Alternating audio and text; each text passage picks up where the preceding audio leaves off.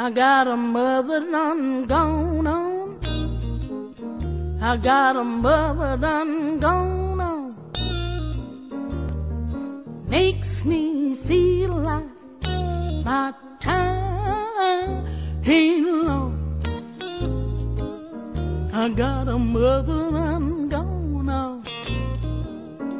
Got a mother done gone on.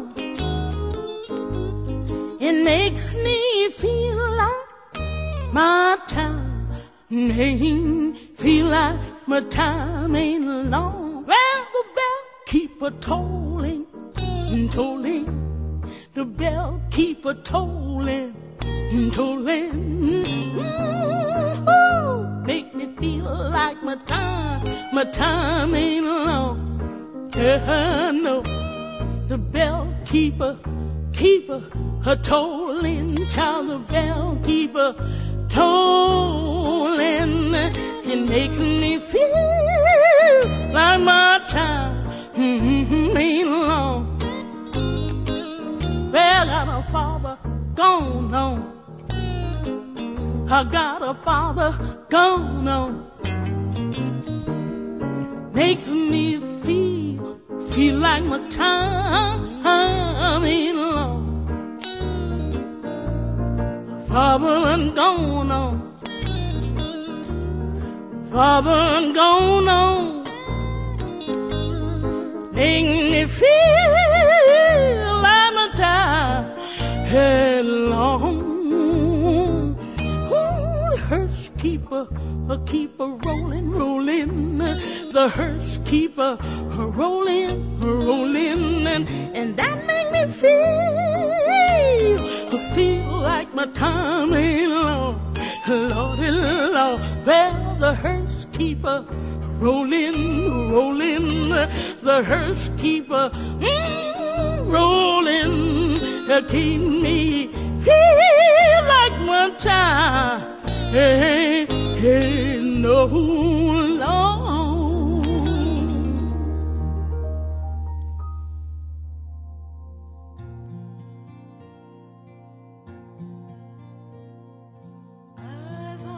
Traveled on my journey, few and far between, were the pilgrims I found faithful to their love. Deliver me from sinking in the mire. Let me be delivered from my enemies and from the deep waters. Let not the flood sweep over me, or the deep swallow me up, or the pit close its mouth over me. Answer me, O Lord, for your steadfast love is good. According to your abundant mercy, turn to me. Hide not your face from your servant, for I am in distress. Make haste to answer me. Draw near to my soul. Redeem me, ransom me because of my enemies. You know my reproach, and my shame, and my dishonor. My foes are all known to you. Reproaches have broken my heart, so that I am in despair. I looked for pity, but there was none, and for comforters, but I found none. Welcome to Plain Talk About Life in the Bible. I'm glad you could join us again this Friday night. I want to say hello to my mother again, Norma. I love you. I know you're convalescing, and I'm sure everything's progressing.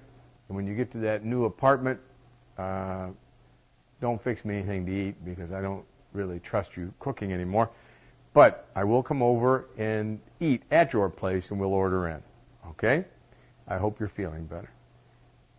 I started with Psalm 69, which is sort of a famous psalm, because it's really part of Christ's anguish when he's on the cross, and normally people identify it that way.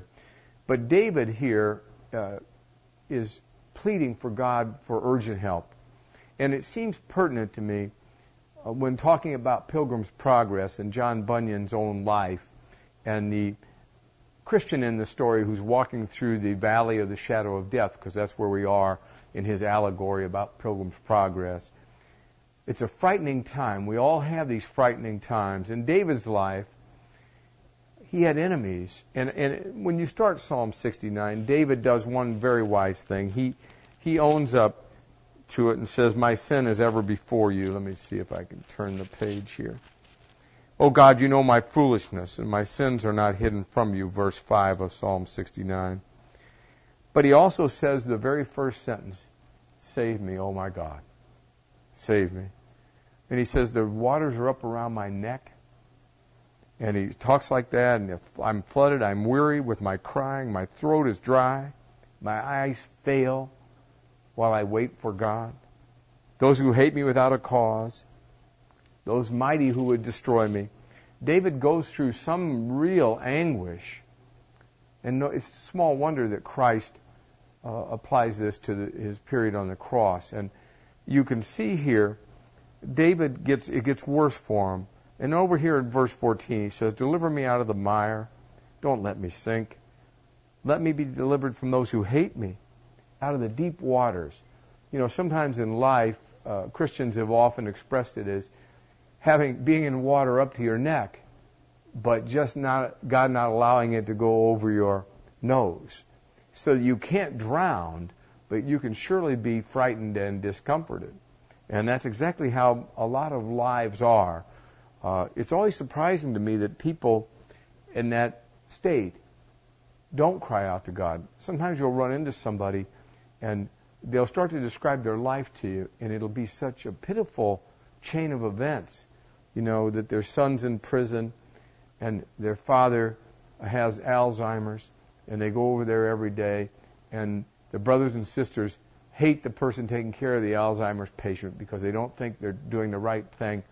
And they remind them what a bad parent they've been, that the son's in prison. And on top of that, it looks like their job's going to get cut at the state. And they start telling you these things, and you say, you look like you're limping, and they say, well, you know, my arthritis is so bad, we had to drop the health insurance for this, you know. And you're just like, well, how could you not cry out to God for help? Many times they won't, because they either think God doesn't exist, or they actually think God wouldn't be good enough to help them, or able enough, perhaps, sometimes, to help them. Well, I know He's both able and good, and I find myself sometimes in the middle of the night crying out like David with a lot fewer afflictions, but just as pitifully, for help in my own situation when I need urgent help. And it always reminds me of Psalm 46, you know, where it says, a very present help in time of trouble, God is. A very present help in time of trouble. My beloved wife, Lois, sent me a fax yesterday saying that she'd been reading something about it where somebody had commented that I ought to be, it was my duty and privilege to be fearless because God's my help in a time of trouble, that I know He hears what I say, that He hears my prayer. And David said he's crying his eyes out, waiting for God to answer his prayer.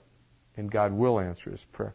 But David is in such trouble, you can see it. Hear me, O Lord, for your loving kindness is good. The floodwaters overflow me. Turn to me according to your mercies, your tender mercies. Do not hide your face from me. I'm your servant. I'm in trouble. Hear me speedily. Draw near my soul to my soul and redeem it. Deliver me because of my enemies. David had real enemies who were seeking his life. He might have been hiding in a cave at this time. My adversaries are all before you. Reproach has broken my heart. I am full of heaviness. I looked for someone to take pity, but there was none. I looked for comfort, but there were no comforters. That's David. What about Bunyan? He's rotting away in Bedford jail for preaching the gospel with his new wife, trying to feed the children, relying on the pity of strangers.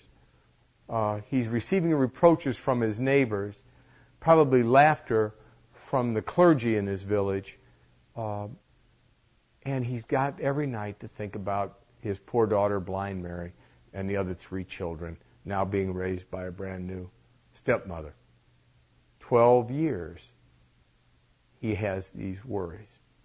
And what is he doing with his time? Praying, studying, and writing this little allegory, Pilgrim's Progress, uncertain if it'll publish, uncertain if anybody can be helped by it, uncertain if anybody can care about it. And the whole time he's under God's hand. And God delivers him eventually. Eventually, being the timing. David gets delivered eventually. If you're suffering and you're a Christian, God, cry out to Him, and God will deliver you eventually. Eventually might be today, it might be tomorrow, it might be next year, but the timing will be perfect. If you're a Christian, all suffering, remember, from Romans 8:28, works together for your good. All things work together for good, even your suffering. If you say to me, how does that work? I'm telling you what the Bible teaches. If you ask me to apply it, I may be able to help you to discern how it worked for your soul's good. I may not be able to. But I have the authority of the Bible to tell me that all things work together for good because God makes them work together for your good. And it normally isn't for your body's good or your finances' good. It's normally for your soul's good, which is the only thing that's precious about you. The rest of the things belong in this world. Your soul belongs in the next world. It would be just like God to be wise enough to do what's good for your soul and not worry so much about your other comforts in this world. But you're not alone if you're suffering. And I want you to know that. It's still that you're walking through the valley of the shadow of death. It is, you may go from the opposite direction. You may go through the valley of the shadow of death, and then you go into the valley of humiliation. Bunyan's just relating to us how he lived his life. But don't be afraid of it any more than I should be afraid of it, and I am often afraid of it. But you should remember, stay close to God, walk in the straight and narrow, and long for the day when you leave here. A departure from this world is a reward. It's not a punishment. Living here is the punishment. It's the hard part. This world is a barbarous place, a briar patch. It's 1,000 other things. It's just like Bunyan said, it's full of hobgoblins, satyrs. There's all sorts of frightening things and howling, and those will all soon be behind you when you cross over from death to glory. There'll be no more troubles, no more tears, no more sorrows, no more misunderstandings. You will have had your reward. So come back here in a second. I want to show you another psalm that is very moving to me. Thanks. I love the Lord, because He has heard my voice and my pleas for mercy, because He inclined His ear to me. Therefore I will call on Him as long as I live. The snares of death encompassed me. The pangs of Sheol laid hold on me. I suffered distress and anguish. Then I called on the name of the Lord. O Lord, I pray, deliver my soul. Gracious is the Lord and righteous. Our God is merciful. The Lord preserves the simple. When I was brought low, He saved me. Return, O my soul, to your rest, for the Lord has dealt bountifully with you. For you have delivered my soul from death, my eyes from tears, my feet from stumbling. I will walk before the Lord in the land of the living. I believed, even when I spoke. I am greatly afflicted. I said in my alarm, all mankind are liars. What shall I render to the Lord for all His benefits to me? Psalm 116 truly is beautiful, and above that, it's been a great comfort to me personally in times of trouble in my life. I hope it has been to you. If it's not, when trouble comes, which it surely will, you need to think about Psalm 116 as well as Psalm 46 and some others that you can personalize, maybe Psalm 141.